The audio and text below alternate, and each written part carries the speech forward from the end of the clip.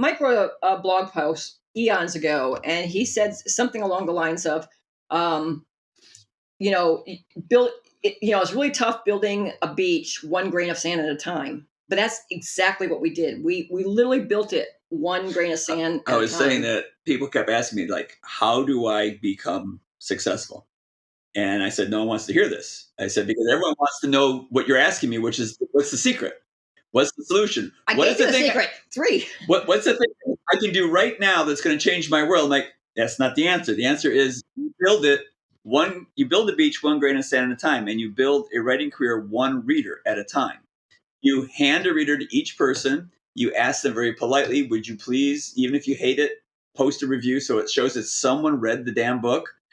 And eventually that starts coming back and more people start talking about it. And then it's slowly, very slowly, over it's years. Slow. It's slow.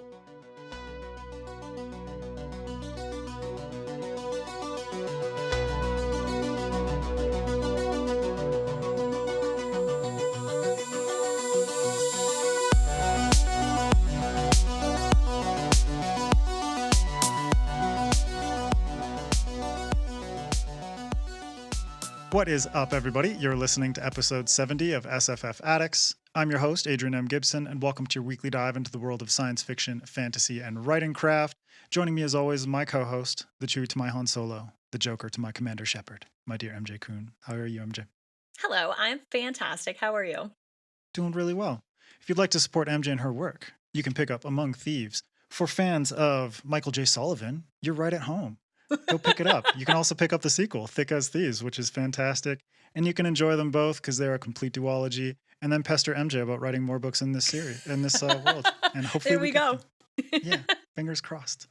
As well, a quick note for everyone out there listening or watching, the official SFF Addicts Patreon and merch store are live, so check the links in the description to support what we do here. And don't forget to rate and review the podcast on your favorite podcast app.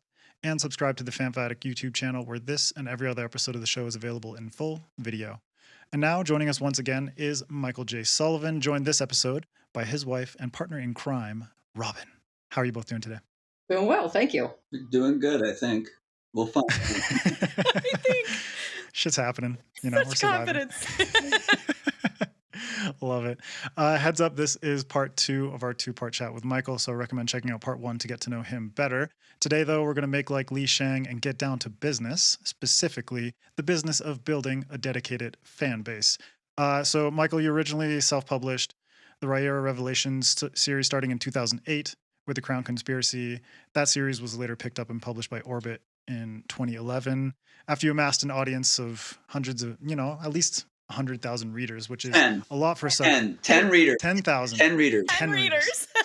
No, before you get on with this, I have to explain.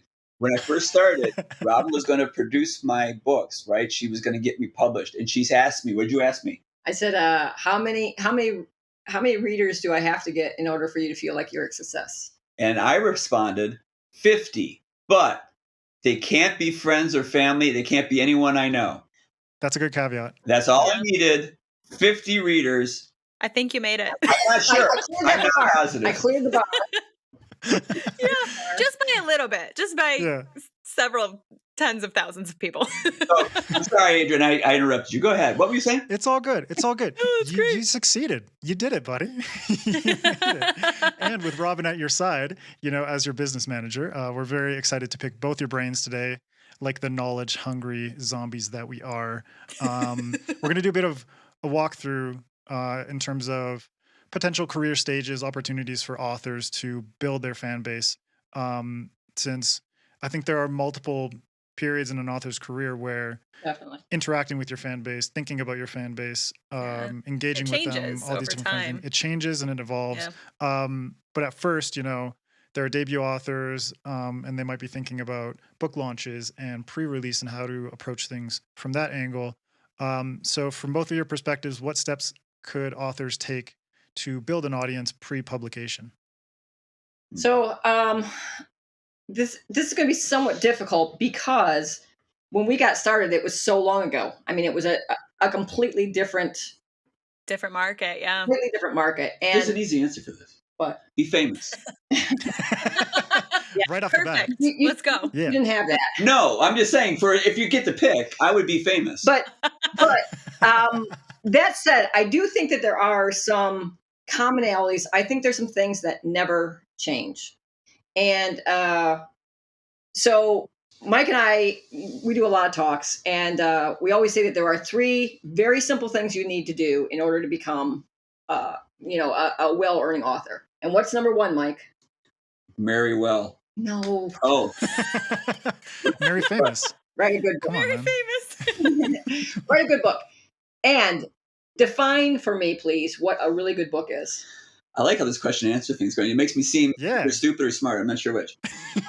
A good book is one that you get other people to say, I love this book. You have to read it. And if you don't, I'll beat you to death. Yes. You write a book that people enjoy so much that they tell others about it. And then what is step 2 of that? Oh, you probably don't know. You already did 1 and 2. What's the third one? Who's on first? So step 2 is you need to get it in front of a small group of people.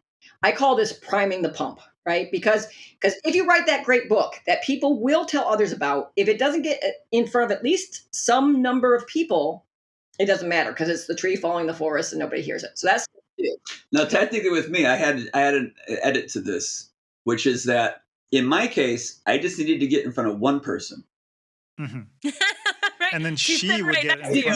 front. She'd get in front of those 50. You'd be fine. Was the one person who A, was going to move heaven and earth to get this to be well known, and B, had to know how to do it. So if you get the right person, right, just one. Yeah. Marry well. And I love that though, where it's not just you have to get it in front of a small audience, but I feel like it's the right audience, right? Because if you get your book in front of and you prime the pump with readers that aren't, necessarily a good fit. Yeah, if you write grimdark and they're happily ever after people, that's probably not the right group.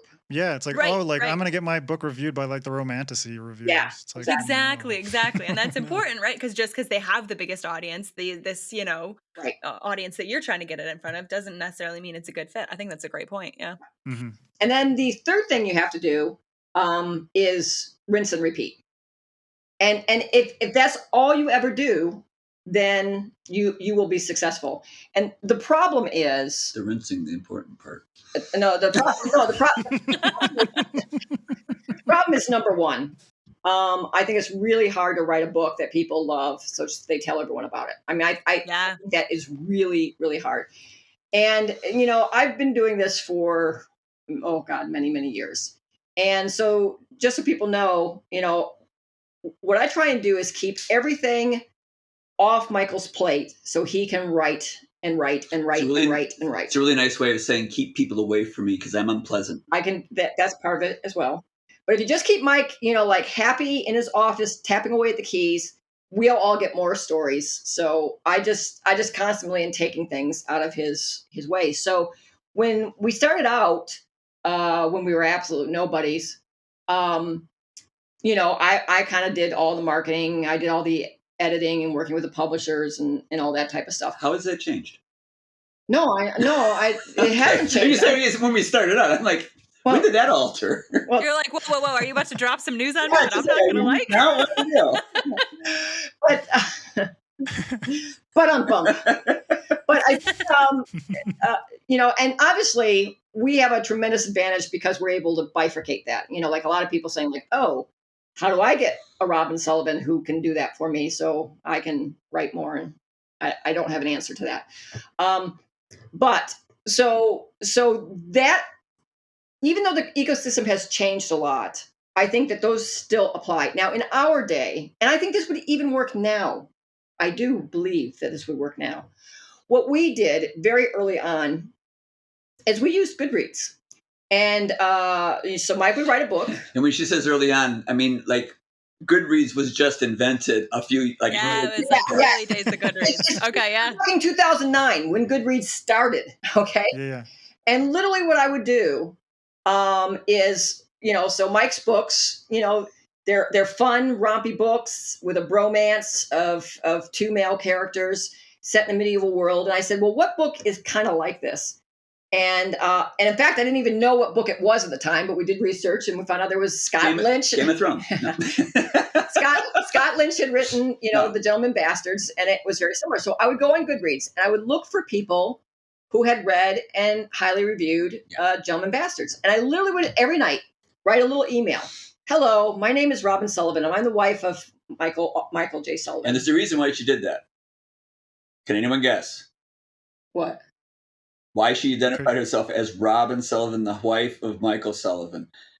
It's because she married well. As an author, you don't want to go on and say, buy my book. Sorry. Oh, yeah. Well, wait a minute. But I didn't tell them to buy your book. No, but nevertheless, it's so much better to have the wife promoting the book than it is. Right, have somebody else come in. It is, though. It's better to have that different voice. Yeah. And basically what I said is I saw that you liked Scott Lynch's book. I think my husband's book is very similar to that.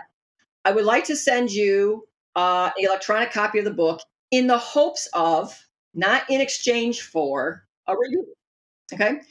And I think Goodreads allowed me to, I don't know how things are now, but back in the day, I think you were allowed to send like 20 messages to people. And then the more you worked on Goodreads, then they would let you do 25. And then you would get to 30. I think at my height, I could do 35 of these. So every single night, I sent out 35 little messages to someone. Okay. And it's just it was just a copy and paste, copy, paste, go, copy, paste, go to the next. And in the very early days, almost every review that came up on Goodreads, I recognized them like, yes, I sent it to this person. And yes, like, I know you. that person.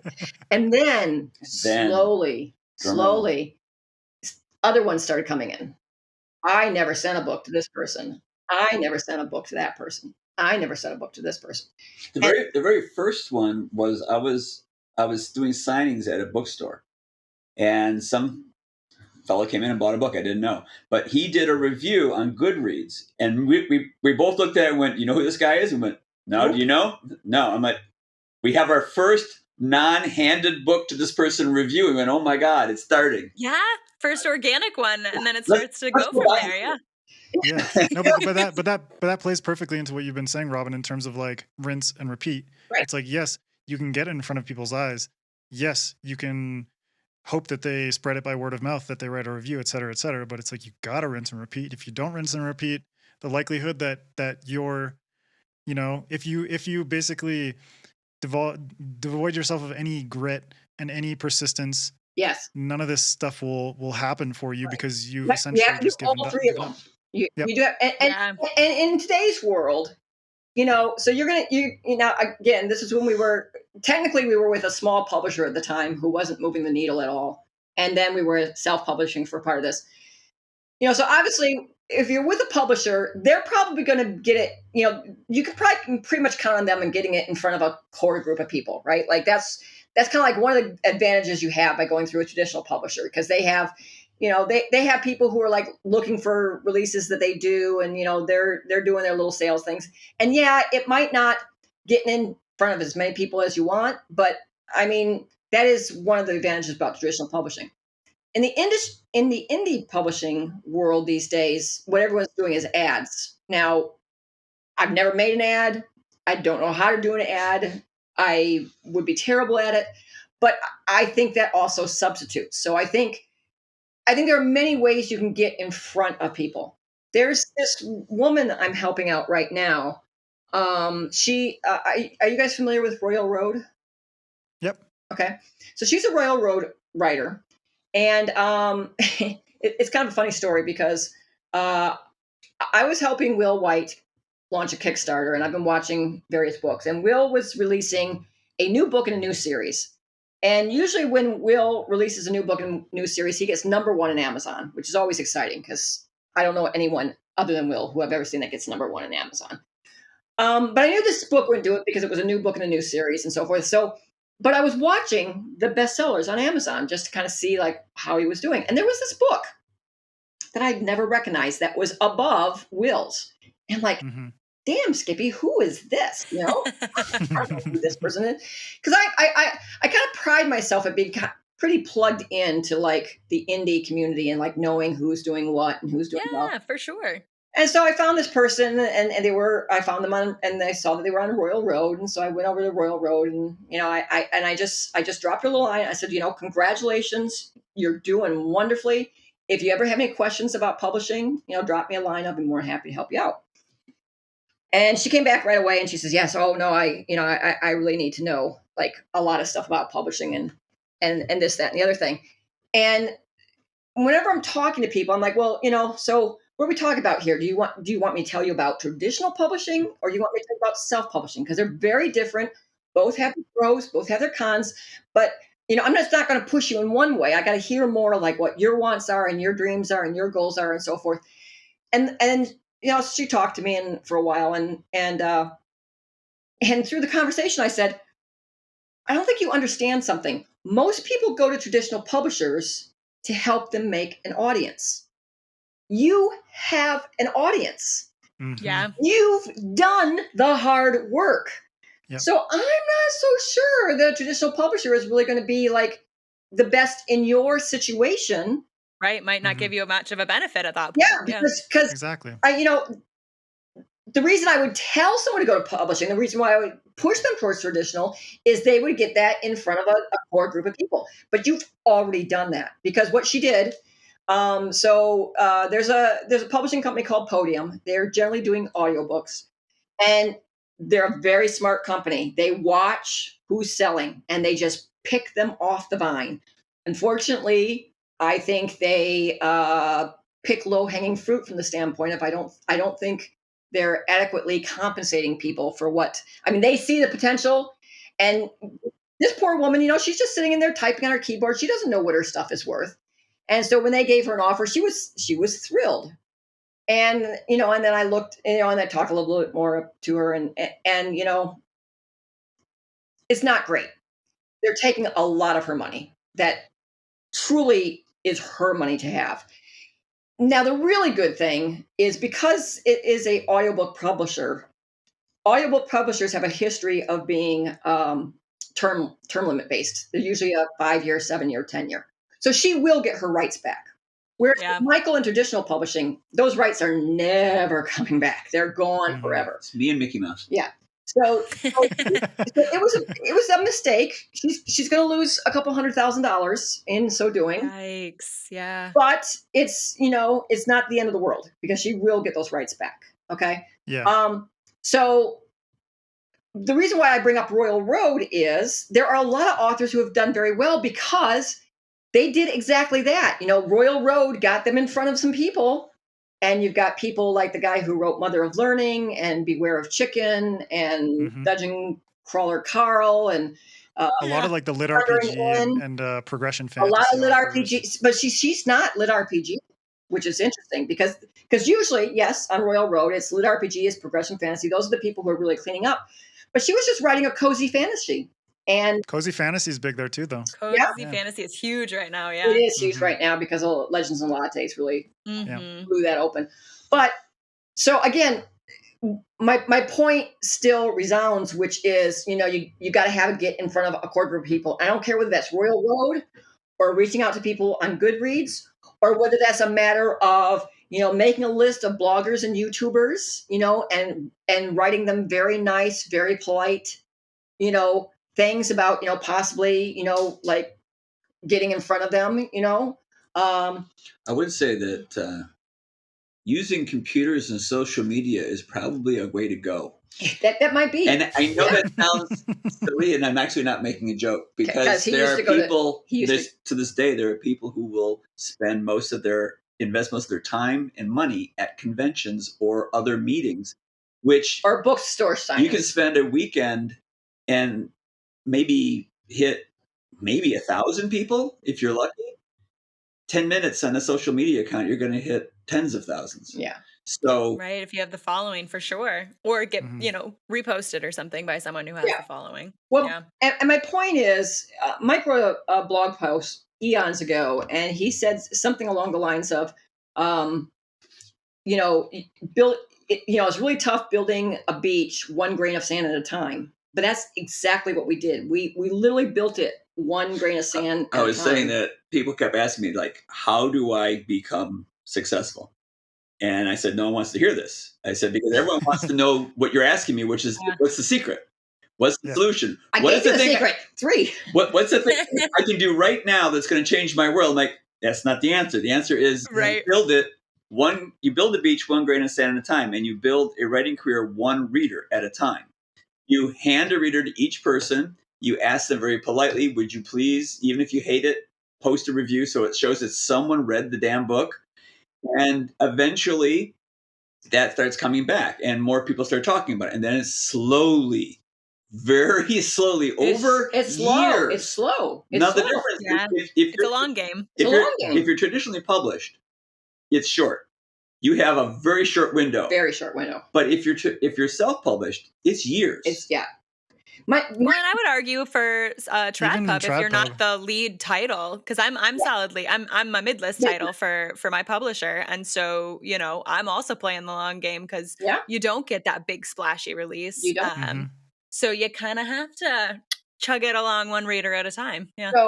So Mike's first contract with Orbit was a very solid 6-figure contract for 3 books. His one with Del Rey was more than $500,000 for 4 books. Very solid things. And the marketing we got in both those cases was Zippo. Like 0, right? So you're right. Yeah. I mean, there is some of that. But what I was saying is, but at least having your publisher's imprint on your book, and the fact that there's people who just like Orbit books. They like the way Orbit. There is that name recognition. The bookstore, they see an Orbit book, they'll pick. They're gonna pick it up. Yeah.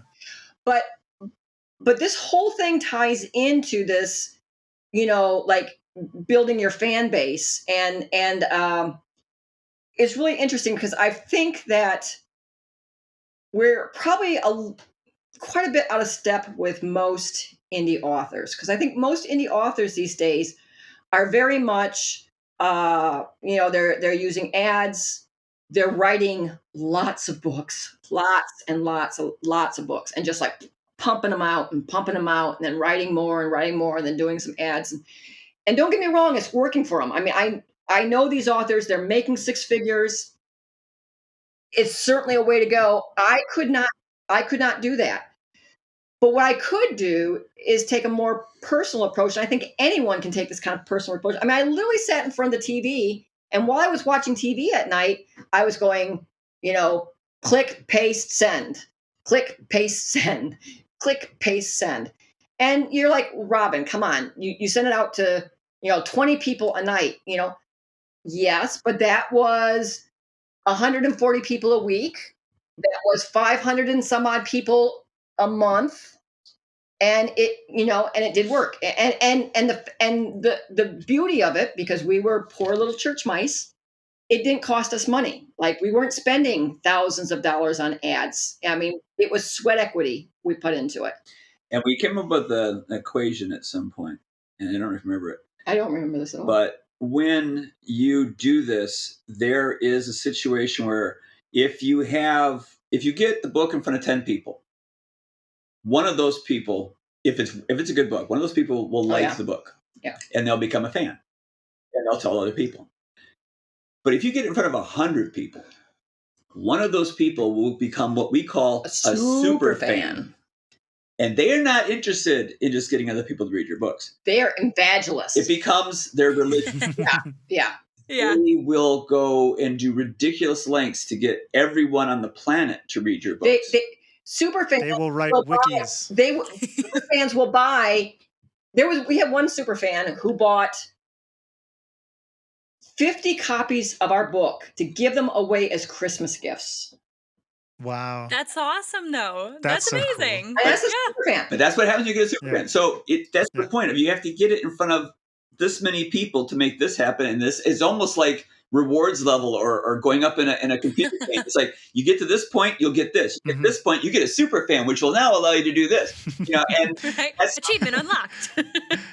So this takes me to my second part about this. I don't think most authors have a really tight relationship with their readers, because they're with publishers, and then there's the retailer, and they're buying the books off Amazon, and there's this there's this very large gap between them. There are many middlemen involved. Yeah. Now I come from very poor upbringings, and I don't exactly like the fact that everyone on the face of the planet makes money on Michael's books but me. So I have spent years trying to educate my readers, buy directly from us. If you buy directly from us, it's so much better because the wholesaler's not taking their 50%, the publisher's not taking their 80%, and leaving us with, whatever's left over. And when you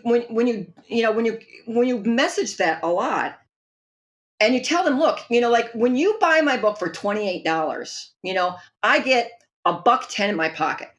Okay, when you buy it from a store.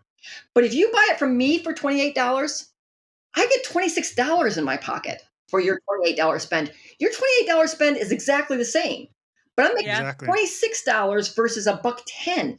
Right. I have $25 additional to spend funding my life writing more of these books for you. and Robin, that plays into what you and Mike have been building over the years, which is your relationship with crowdfunding and Kickstarter. Well, which plays heavily into what I think is like. I'm very curious about how. Which is really vital, I think, to be able to market and sell directly to readers. Because I've had lots of conversations with author friends about, when it comes down to it, it is the author and the readers. Mike, you even mentioned it last time. It's like the author and the reader. That is the relationship. That's the so if you're able to sell directly to them and do things like run successful Kickstarters and all that, right. I think crowdfunding is such an amazing avenue for authors to be able to earn more from their living, but also have a more direct engagement with the people. But I want to point out here that I got to come clean. That you would think that we make all this money and you can use it to spend bills so that you can spend more time writing. I do hookers and blow. That's where it's all going.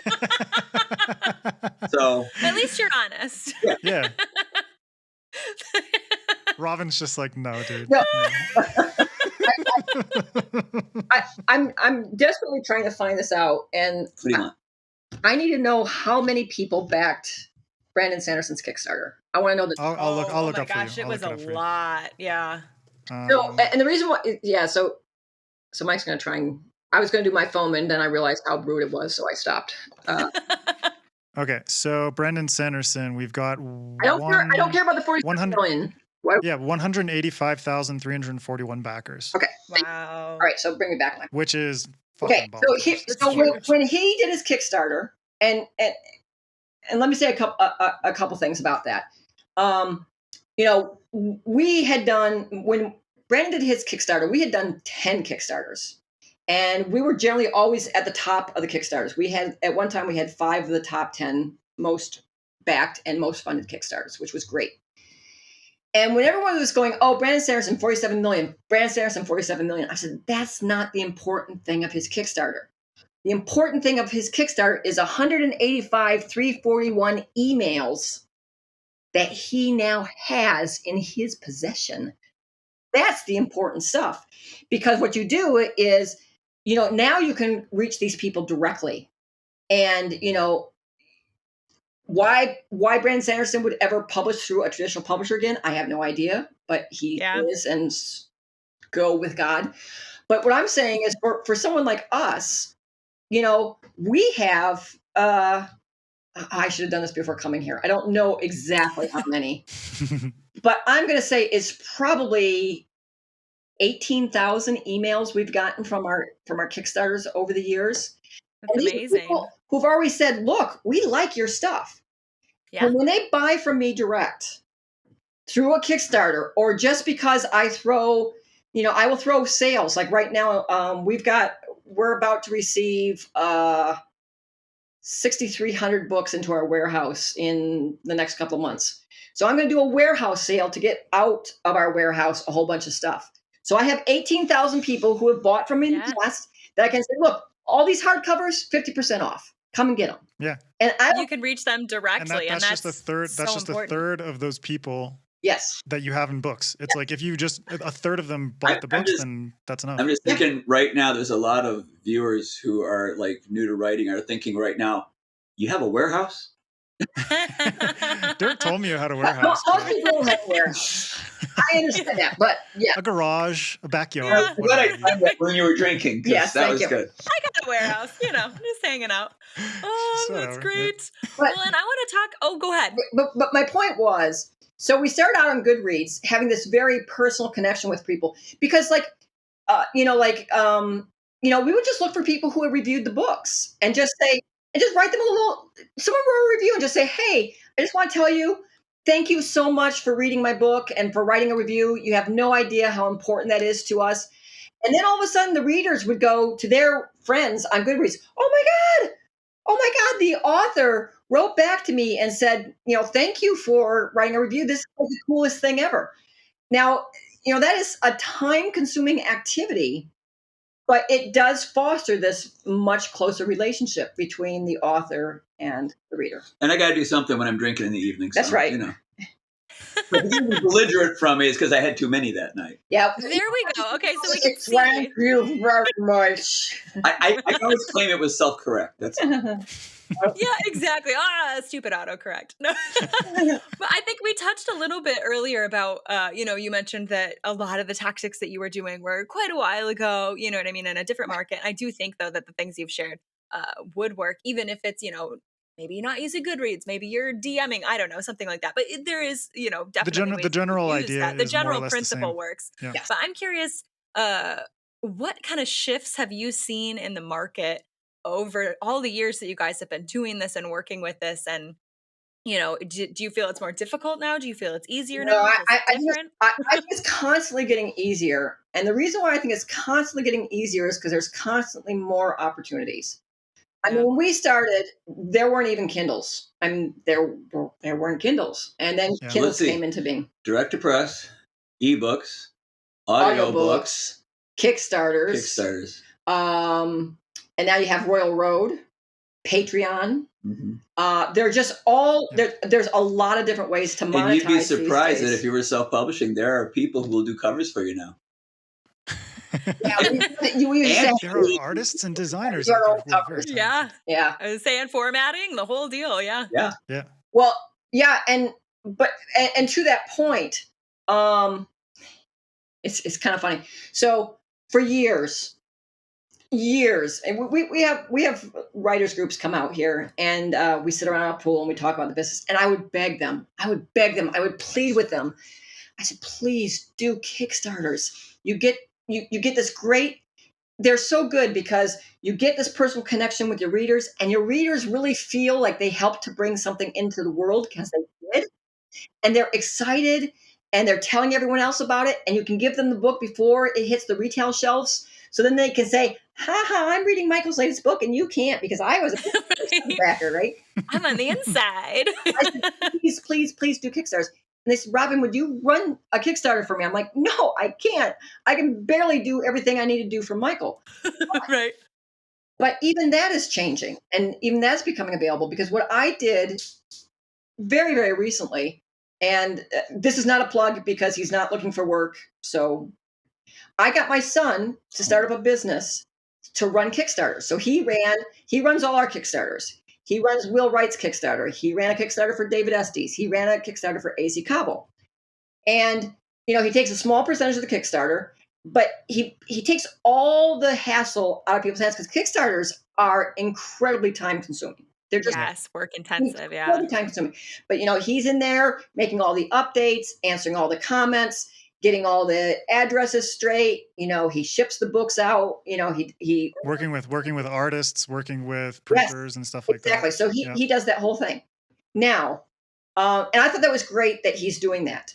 But AC Cobble, who's a fantasy author, whose Kickstarter we did, he came here because he needed to sign the books that we were sending out for his Kickstarter. And he says, there's nobody but you and James doing this. I'm like, not that I know of.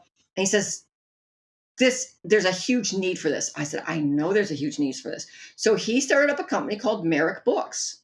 And now he's running Kickstarters for people. And if you go out to Merrick Books, you can see he's done, in just a matter of a few months, 18 Kickstarters. Wow. Yeah. That's great, though. Now the son could have done that, and he could be raking in all the big bucks. He's not interested in that. Like he just wants to make enough so he gets his bills paid, and then he can play video games all day. No, but it's also it's also better that someone else is doing it. The market grows for this, and the more competition there is, the more elevated it all becomes. And AC says to me, he says, "Are you mad at me?" I'm like, "No, I'm absolutely ecstatic because I want more authors to do Kickstarters, and you are making a technology that is making it available for more authors to do Kickstarters. So this is a very good stuff." I don't know if any of you guys know Bryce O'Connor and Wraithmarked Publishing. Yeah, Wraithmarked are amazing. Yeah.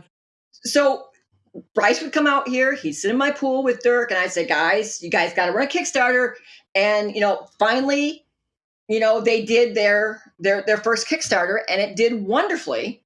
Yeah, they did one for Daniel Green. They did one for Legends and Lattes Special Edition. Exactly. And so there's another venue where now there's another kind of growing up out of this market where now they're much different than what James is doing because they're actually a publisher. So, they're taking, I don't know the business part of it, but I'm going to assume they take a rather larger part where what Merrick Books is doing and what my son is doing is acting as a service provider and just taking a very small amount, off of it. But what I'm saying is that now these ways of being personally connected with your audience, the Kickstarters is integral to that. And if it used to be like in the old days when we couldn't get someone to make covers for us because there was no one doing covers, and now there's an entire industry of covers, there's now starting to become an entire industry of Kickstarters. And a lot of that has to do with Brandon. Because I was out there for years, like yelling into the wilderness, people do Kickstarters, people do Kickstarters. And then Brandon did Kickstarter. He mainstreamed it. Yeah. And again, if you go back in time, because I've been out on Kickstarter for a very long time, it was the really little Sleepy Hollow of the Kickstarter community, right? Like games made a lot, indie films made a lot, books, very little. Like, there might have been like 8 projects that cleared 6 figures, right? Very small. And now there's not a week that goes by that there's not at least someone hitting 6 figures on there. Figures. Robin, something else that I've seen? I've also seen a rise, with companies like The Broken Binding and different publishers getting more involved in special editions and trying to give readers a bit more of like a the crates, Broken Binding, a more like extravagant connection with the books that they love, to be like, hey, you can have this book that you adore, but it can also be absolutely you can have it be a gorgeous. pretty special version. Yeah. And guess what? Those companies are getting the email addresses, right? It all comes back to that. The other thing I'll say along those lines, something I did very early on and I thought was quite right. And I tell this to writers a lot of times, is when you have a series, what you should do is write a little short story that gives a good introduction to your characters and give it away liberally. But do not just post it on your website. Have that in exchange for an email, right? You give me your email, I'm going to give you this free short story because you want those emails because now you have that connection and you can get in touch with them in the future and so forth. So like everything I've done over recent years is to ensure that if one day Amazon went insane and said, we're no longer going to sell books. Right. Most writers would be like, oh man, I am screwed. Right. It's all over for me. Yeah. But it's not for us. Because we have that direct connection with the reader. The only people we need is the reader. So we do a lot of selling direct. We do a lot of Kickstarters, which is selling direct. We do special editions. When we do a Kickstarter, we do you have different levels. You have your fancy one and you have your regular one. And all of this goes into that building that really rabid fan base. I think the real takeaway here, though, is the fact that we have a warehouse. And we hang out at our pool with other writers talking about writing stuff. So fucking humble, Mike. I mean, there's all these people who are just like going, really? Really? That's what you do? Like, I want that. chat with other writers. Okay. Dirk's out here, All right. you know. So I will say this. Brandon Center's warehouse makes ours look like a dump. It does. Yeah. But it doesn't matter. You have a warehouse. His aquarium, You have a warehouse, yeah. like a dump. But we had a warehouse before he had a warehouse. We had Kickstarters before. You Brandon. were the cool kids. Yeah.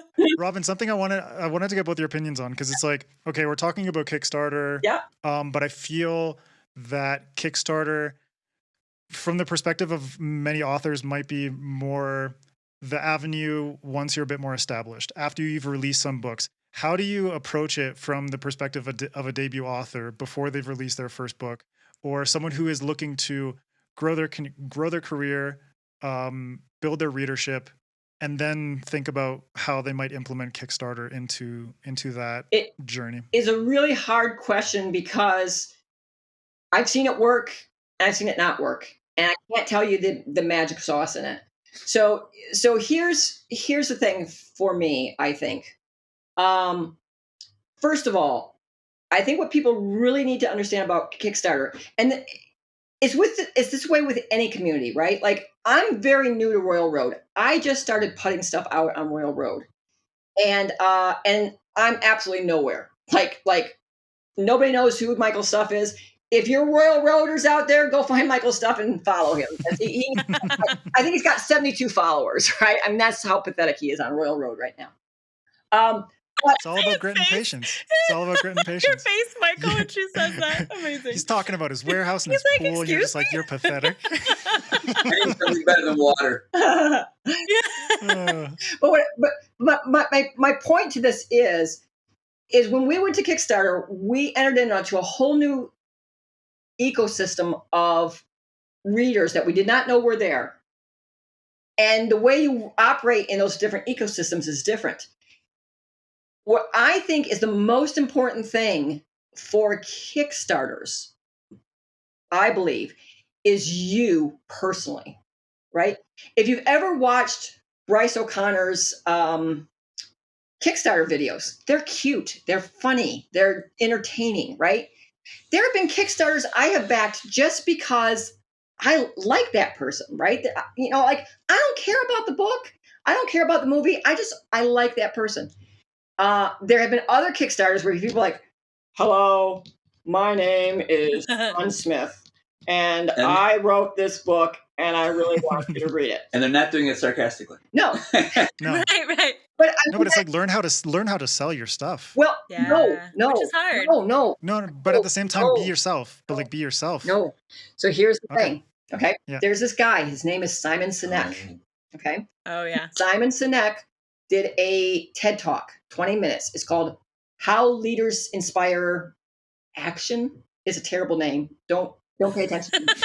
But the point is, Simon Sinek, his whole thing, he actually has another book called Start With Why, which I have not read, but I'm sure it's fabulous. But what Simon Sinek says is, don't tell people when you're marketing something, don't tell them what you have for them. I have this iPhone here. Look at this iPhone. I'm going to sell this iPhone. Don't do that. Tell them why did you make this cell phone in the first place? You know, because I wanted the world in my pocket. That's why I made an iPhone, right? And I wanted to get the whole world connected. What is the why behind what you're doing? It's like why Steve Jobs, every time he walked on stage, everyone was like, oh, wow, I want that thing. Yeah. I want that iPod. I want that iPhone. Yeah, I think, and he actually goes through some examples, and one of them is Apple. And so I think in the Kickstarter ecosystem, it's really about the person. It's much more about the person than anything else. Like I said, if you know, people are buying into the vision. The vision that you want. We talked about this earlier episode. Whereas you don't follow the trend, you make it. You find what you think the world needs, and when you find the reason why you found that the world needed this, the reason why you needed it, that's what you tell people, and they go, you know, you're right. I hadn't thought of that. So they're literally buying into the concept of what it is that made you want to do it, and the result is almost secondary. But if the result is good, then you really got it. Well, when Mike first started out, you know, I kind of branded him, for lack of a better word, as the little engine that might, right? Like nobody now, But he's chugging along, and he's getting a little bit further every day, and he's just, I think I can, and those types of things get infectious. And so I think on Kickstarter, so if nobody knows who you are, if you came up with like a really good idea, I'll give you an example. There was a Kickstarter I just backed recently, and man, I spend way too much money on Kickstarters. That's right. Where's all of Mike's money going? Actually, so it's interesting because people give me tips on Kickstarter, and I take all my tip jar money and I use it to buy Kickstarters for other. Nice. I love it. You just keep it in the Kickstarter ecosystem. Can't afford, man. But there's this person that made a book it's an illustrated version of Snow White, and it's just a beautiful book. It's you just look at it and you go, oh, it's so beautiful. I don't want to read it. I just want that thing on my shelf. You want a coffee table, yeah. They have beautiful illustrations. You know the story already. I know. But what I'm saying is, a combination, when you hear the story of like what they were doing and why they thought Snow White needed to be reimagined and where their passion came from and how they hired only the best artists to do this and how they want to make this the most lovely book that ever existed on the face of the planet. It's just like I watched a commercial not too long ago about these, it was for a grill. And they kept saying all these various aspects of these grill. I'm like, I know this grill is going to be like, if I look up the price for this grill, I'm going to be like, oh my God, that's like, right.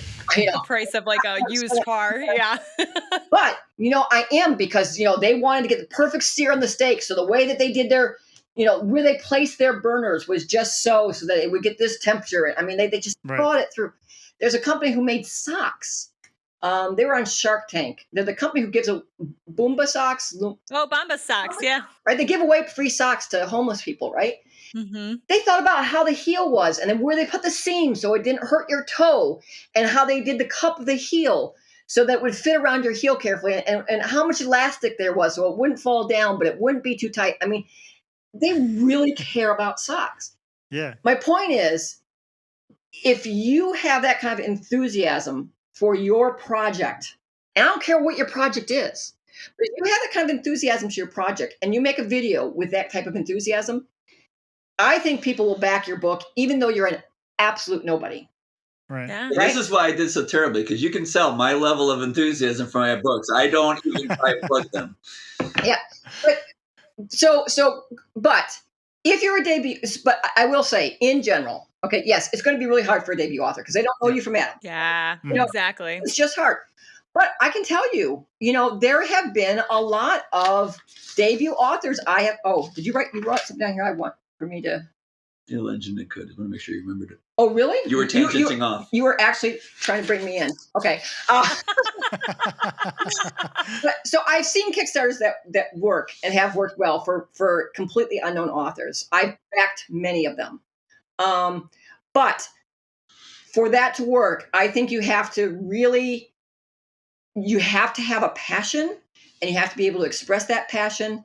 And then again, if you can get that in front of a core group of people. And one thing that I would say to anyone who's doing Kickstarters is never do a Kickstarter when you haven't backed any Kickstarters, right? I don't care if you're getting $1, right? But you better have, like, when I go to because like people are always asking me, like, will you promote my Kickstarter? And I go and look at them and I see they haven't backed anyone's Kickstarter. I'm like, you're not giving to this community. I might have plugged you, but I'm not going to plug you now. And that's true, not just for Kickstarter. I mean, with Goodreads too, if you're going to be a member of the community, I mean, we started off, talking about other books. And people say, I read this book. Do you have any ideas? And we would tell them. And they wouldn't be my books. They would just be books that we read. Yeah. And when you become part of a community, then you're integrated with it, and people are much more willing to trust you and believe in you, which is, of course, key. Exactly. You're being genuine. You're not It's the same thing on Twitter. It's the same thing on Bookstagram or Book Talk. It's kind of like that little bit of engagement to be like, I'm going to recommend these books to you. This is what I'm reading now. These are authors that I want to boost because I like their book. Or, for us doing this podcast. I like this person as a person. Yeah, exactly. That's why I love doing this podcast, because we are able to meet authors face to face virtually, but it is Face-to-face. a really substantial. It is a really substantial thing. But to be able to talk to them and hear their passion, and then promote their stuff and say, we love their books. We had a great time talking to them, and we do it for free. You know, I mean, we do have a Patreon now, but we do this because we love it. Yeah, because we love it. I think as an author, you can engage with the communities that will give back to you. It's kind of like this give and take relationship. It's the same with Kickstarter. It's the same with Goodreads. It's the same with so many of these different platforms that you can invest just a little bit of time in. Yes. And the return on investment will be amazing. It's pretty simple. I mean, it seems a little strange, but be a human being. Yeah. No, 100%. 100%. Yeah. But MJ, I cut you off a while ago, and you had a question. You probably totally forgot what it was now. Oh, 100%. I want. Well, you brought up series, though. You brought up series. Yeah. At some point, I think. Okay, so when it comes to Kickstarter, but just in general, I think series is. I think more in the self-pub community is the kind of thing that fans can get really invested in. Yes. Like I've talked to my friend Ryan Cahill a lot about this with his The Bound and the Broken series. His fan base is there for him, is there for that series. Yep. But the ability to expand upon just a single book and give fans characters and worlds to return to, I feel is a very big thing when you're hoping to build a fan base. Whereas I don't know how easy it is if you were to go like the standalone route or something like that. Oh yeah, you know? I think it's I think it's really hard. So I don't want to say this to MJ because I don't want to scare her. No, I've already scared her enough by bringing her on as my co-host, and just here's the fucking realities of publishing. Girl. I cannot be scared. I have some rules. And one of my rules is 3 is a magic number. Yeah. And I try and tell people, now traditionally publishing is a little bit different because, obviously you have a very small window that, you're going to get stuff out through. But like when Mike was self-publishing, 3 was the magic number. When he had 1 book out, I did not do a lot to promote him because there was only 1 book out, and so I had to wait until he had 3 books out. And the reason why is I think at the time his books were selling for I think they were selling for $4.99. I think it was $4.99, $4.99, and $6.99. But if I could get someone hooked, I had the potential of making, X dollars, $16. But when you got 1 out there and you spend all this time trying to hook someone, yeah, then all you can get is $5 out of them. I mean, and then it's done, right? Because it's just it's over. What I tell people, particularly indie authors, completely different ecosystem than traditionally published. But for indie authors, don't even start thinking about marketing until you have 3 books out, except for a little bit. So what I tell them to do is spend 90% of your time writing books 2 and 3. That's where you should be putting all your energy.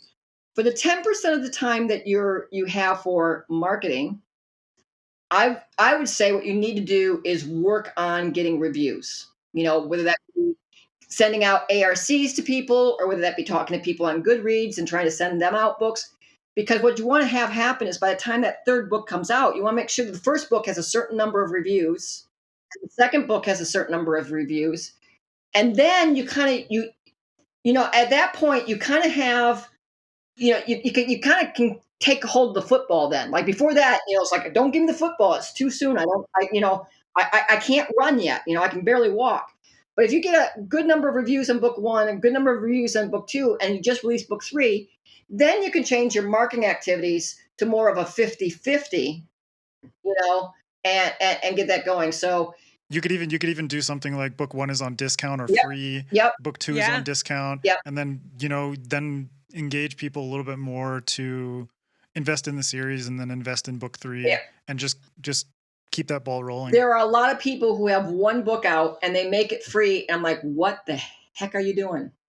It makes no sense. There's a time and a place for that. This is not it. Yeah. Wait till you get some more and then make book 1 free. Although I must say I came up with a really brilliant idea that I don't know if it'll ever work again, which is when Mike had 4 books out, I made his 2nd book free. which sounds absolutely insane. But no, it doesn't. It makes sense because then they have to buy book one. If it's kind of like it's almost like the I don't know if you guys play those silly little phone games at all. The ones that are basically like, let me tap into your dopamine receptor. Like literally, I know that's why I hate it, but I have one that I play, and there'll be like these little rewards or whatever where you have to pay 99 cents for reward tier 1. But if you buy that, the next 2 tiers are free. So then, you know, and I never fall for it, but but you know what I mean? You can see where that would work. Did once. But I didn't, I promise. That did work for me because we did really well with that. And I put the second book for free for like, I think it was like 15 days or something like that. Now this was before KU. So this was back in the days where the only way you could get something free is you'd make it free on like Apple, and then you would spam Amazon to say, I found this book cheaper somewhere else, so that Amazon would price match you to free. And then it got to free, and I kept it for 50, and that was very successful for me. Yeah. That's okay, Robin, awesome. you brought up self-publishing. Yes. I think we should touch a little bit on trad again. Sure.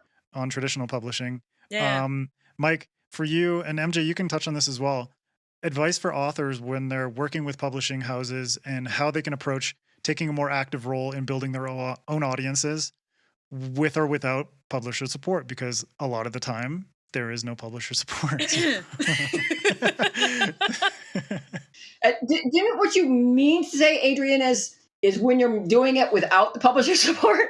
Yes. We always find this funny because there's this weird thought in the industry that authors think, oh, I'll get traditionally published. That way I can just write all the time and they'll do all the work of promoting me. But they don't. That's not how it goes. They never have, which is the weird thing. They might do it more in the future, but traditionally they've never promoted you. All they do is try and get you in the bookstores. And all their promotions used to go toward co-op fees. And you know, getting your book turned out on the shelf or getting you in that bin in the front or running a sale. That's it. And nothing else. So they've never really, until recently, I think, ever even thought of selling to a reader. So all of that comes from the author. Always has. So this idea that, oh, I'll get published and the publisher will make me famous. I'm like, never happened. I don't know where this idea ever came from. It's never occurred. So when you get published through a publisher, the first thing you have to do is you have to sell that book because you've got a very small window. You have to sell it before the book comes out. Yeah. If you don't have a ridiculous number of pre-sales, you're already screwed. Yeah. I think that's the thing.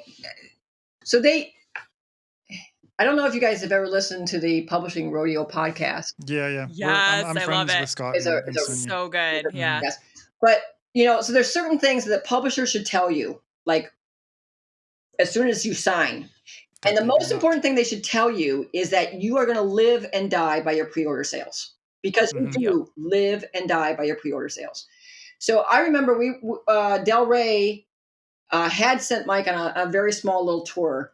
And there was a new author that was also on this tour that was getting a lot more attention than Mike because her book was much more brand new and shiny. Well, I was going to say shiny debut. Yep, that's a thing for sure. But you know what? It also wasn't fantasy. It was sort fantasy. It's temporary. It was sort of fantasy, but and I totally forgot where I was going with this. Oh. She was really smart because she knew her pre-sales were important. So like she blocked off she blocked off the whole 6 months before her book came out. And she just did all kinds of promotion things. Now it wasn't really stuff that the publisher was helping with, but she was talking to bloggers and she was just doing a lot of things. And in fact, her parents were going on a cruise and they were taking all the children with them.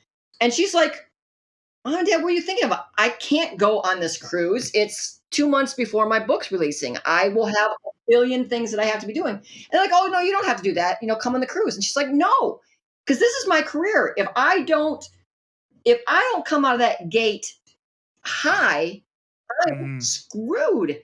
Yeah, especially if you had a high advance, right. Then you're double screwed. And she knew that. I don't know how she knew that because we didn't know that. We didn't know that when we were going in. And most authors don't know that. So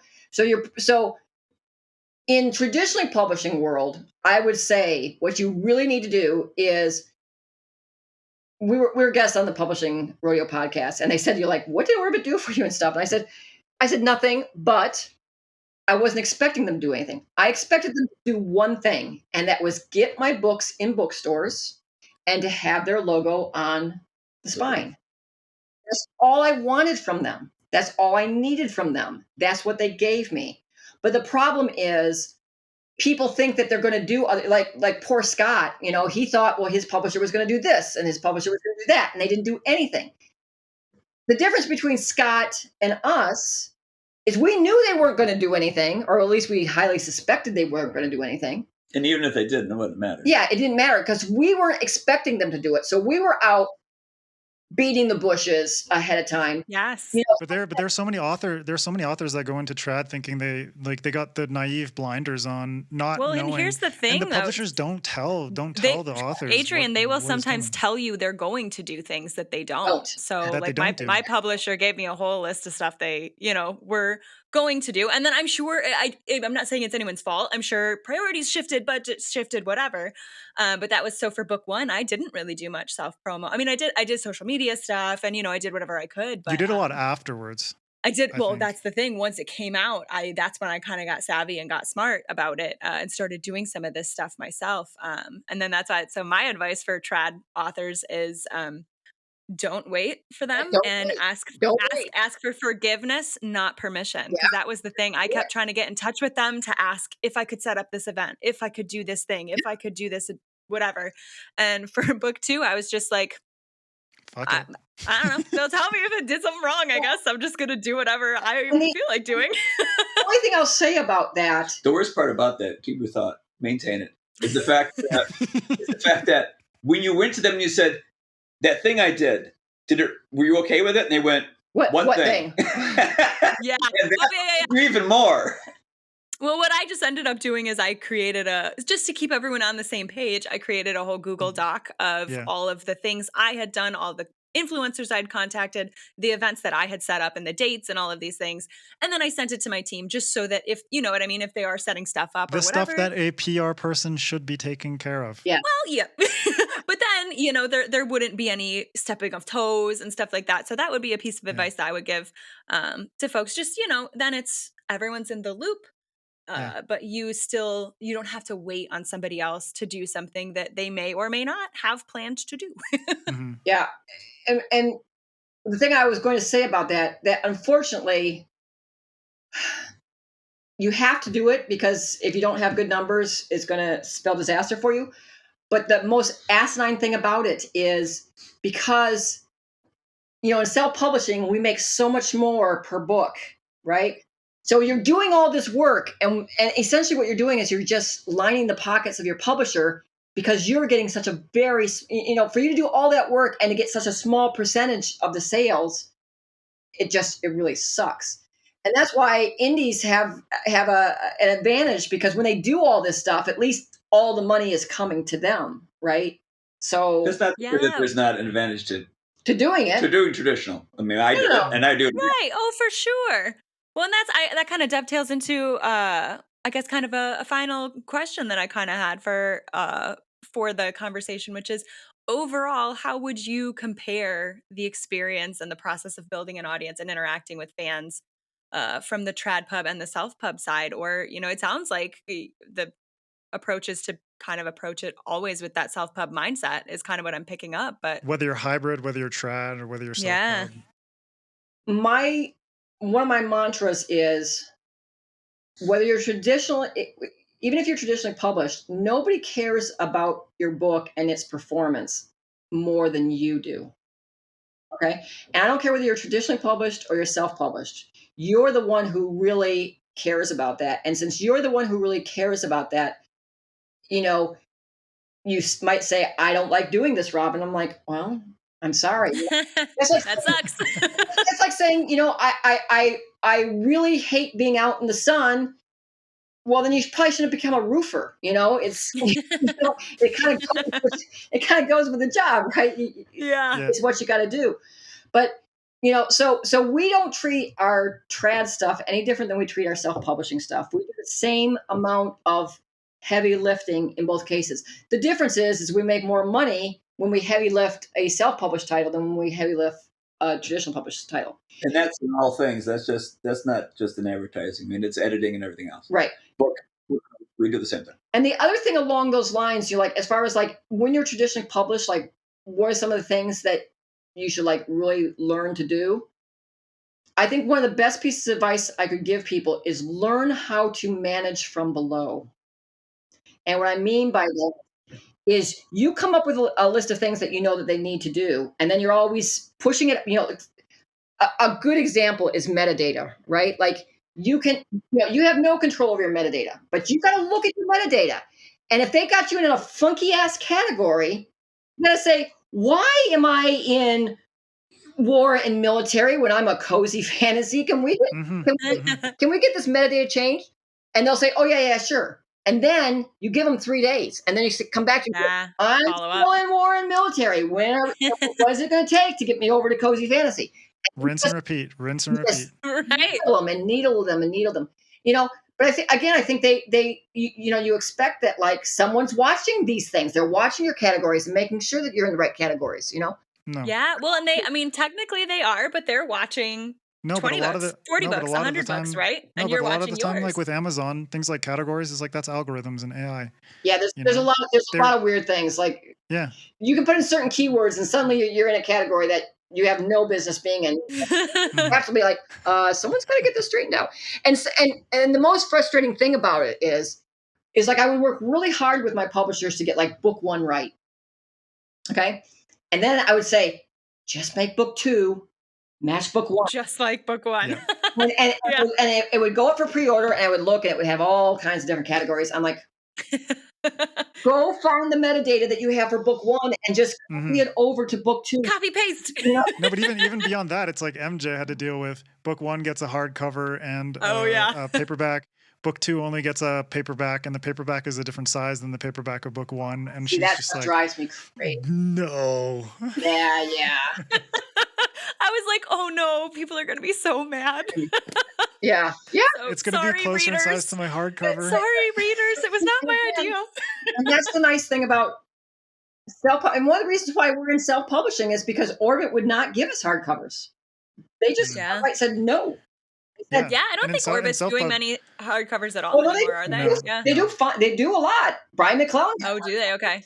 But they're like, I'm sorry, we don't think Mike will sell in hardcovers. I'm like, exactly. I think. Whereas in self-pub, it's like you have the option to just be like, I want it in all, so that readers have the option of whatever they want. You just have. I think that's the difference in general. Is the way I conceptualize it, at least, is self-pub. You have more agency over what happens with all the details, and trad pub, you have more access to distribution. And like to me, that's like the largest difference. And the thing is, we just went over. What you want to do? We just went over to Del Rey, and we said the same thing. They said, "Well, one of the things we really want is a hardcover paperback release," and they went, "Well, of course, we're going to do hardcovers." You're like, "Thank you." Yeah, as if that was just expected. Yeah, amazing. I love that. All right, well, that's it for this mini masterclass and our 2-parter with the Sullivans. Thank you both so much for imparting your wisdom, for giving us a little bit of an insight into your shenanigans as a couple and your warehouse and all that. Pool party, and your pool parties with cool authors. Pool parties in my warehouse. That's for the next podcast. We'll tour the Why do warehouse. I feel like this is like going to be the grotto at like the Playboy Mansion? We're just kind of like, for the fantasy world. Something. No, he's busy. Okay, well. No, Dirk's busy with his hookers and blow. He's often doing his thing. Trying to find his pants. Exactly. But yeah, thank you so much. It's really meaningful to be able to share these things with the audience in terms of, whether they're debut authors or, haven't released their books yet or are deep into their careers and still want to learn a little bit more about engaging with their audience and fostering that and building something that's a bit more meaningful and personal on all sides of the spectrum, whether it's self-pub or trad pub. So we really appreciate it, and thank you. And thank you for all the money you spent to have us come here and talk to you, because we don't do this. That private jet was a nice. It touch. Really was nice. Nice. We do that for you. Robin I got I got this set up just so I could take some Illumicrate photos of Mike's books. That's there you pretty go. much all I'm doing in compensation. All right. Well, yeah. Robin, would you be able to share where everyone can find Mike's work? He's learned not to even bother asking. Okay. Yeah. So it's quick, man. I'm a quick one. Michael's latest book is called Esrahaddon. It's the third and final book in the Rise and Fall trilogy, which happens to be the final linchpin in a 3,000 arc across 19 books. This is the only one in existence. This is. I'm making ARC. I'm having ARCs. Nice. That thing is thick, and the shipping's going to be long. This is a nice hefty. I was accused of learning from Brandon Sanderson with this. I said, have you been reading? Is that how this happened? Yeah. No, he gets a 40 million plus Kickstarter. You're like, fuck you, I'm going to write longer books. I got this. I see the formula. And you can find us www.riyria.com. There'll be a new website in a couple of weeks. We are now on Royal Road. Go out to Royal Road. Got to get Mike to have more than 72 followers. That may be all I have. Might be. He's like, it's more than the 50 he originally hoped for. That's true. You already are over the goal even with that. I'm still successful. And on Twitter, he's author _ Sullivan. Perfect. Well, thank you both so much.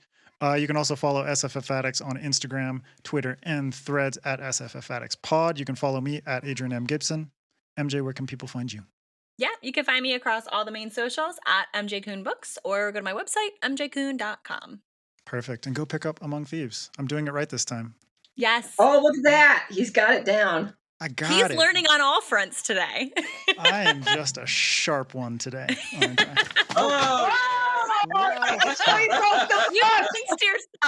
jinxed yourself. God damn it. That's what happens when I'm not humble. You got a little cocky there, man. And on that note, thank you all for listening. Now keep reading, keep imagining, and we'll see you next time on SFF Addicts.